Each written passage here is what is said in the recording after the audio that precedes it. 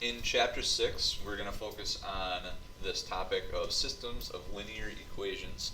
We're only going to talk about a couple sections in chapter 6 that revolve around this topic. And first of all, we need to understand what a system means. So this first sentence says a system of linear equations contains two or more equations with two or more variables. Now we're only going to deal with systems that have two equations with two variables.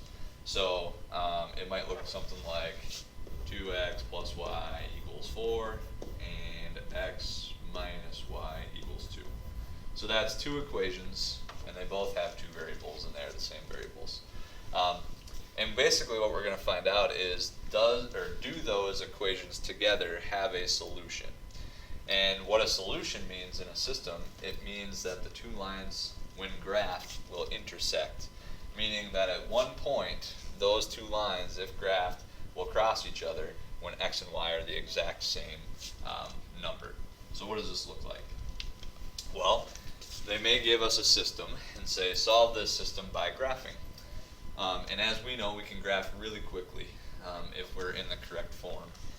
So let's figure this one right here is in the correct, well not correct, but in the best form of y equals mx plus b. So I know that this is my slope, and I know that this is my y-intercept. So I'm going to go up 1, and from that point, I'm going to run 2, and then go down 1. That's the rise, right? So over 2, down 1. Over 2, down 1. And I'm going to continue that pattern in both directions, and we're going to see what happens. So this line goes like this. And now the other one is not in the best form, but we can easily fix that. We just have to subtract x on both sides, solve for y.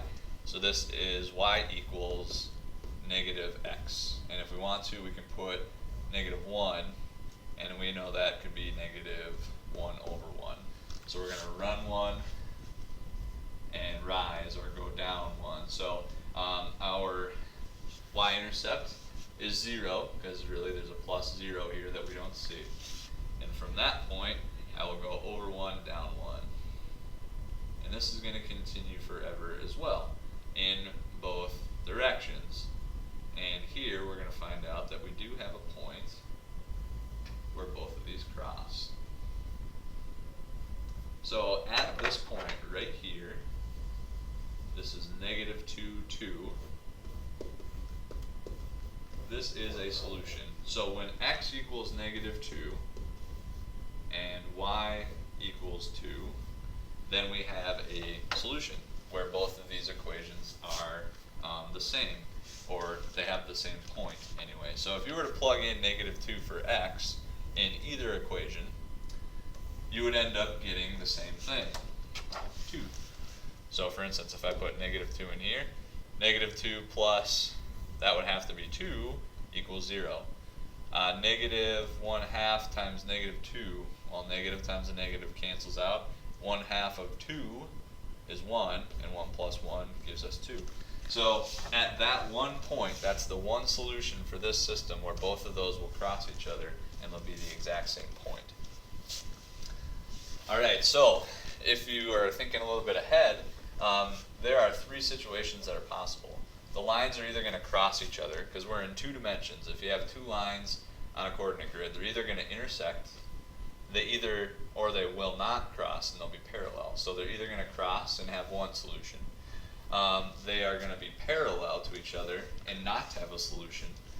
And then you could have the exact same line, and that would be an infinite number of solutions. Meaning, if I had something like this, and then I had a different form of the line, and we solved and found out that they were exact same. Infinite solutions means they infinitely cross over each other for all time. Alright? So those are our different possibilities. And lastly, if we were given a question like this, tell whether the ordered pair is a solution for the given system. You could graph both of these and find out, or you can take 4, this is your x term, this is your y term, and plug it in and solve for y. If x is 4, and well actually we'll plug in our y as well. So 4 plus 2 times 1. Does that give me 6? It does. That's good. So it works for that one. Does it work for this one? It has to work for both of them. So 4 for x, and then 1 for y. 4 minus 1 equals 3. Good. So this is true, meaning this is a solution.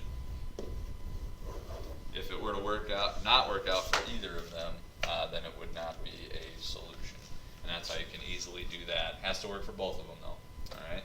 That's all I've got for you on this one.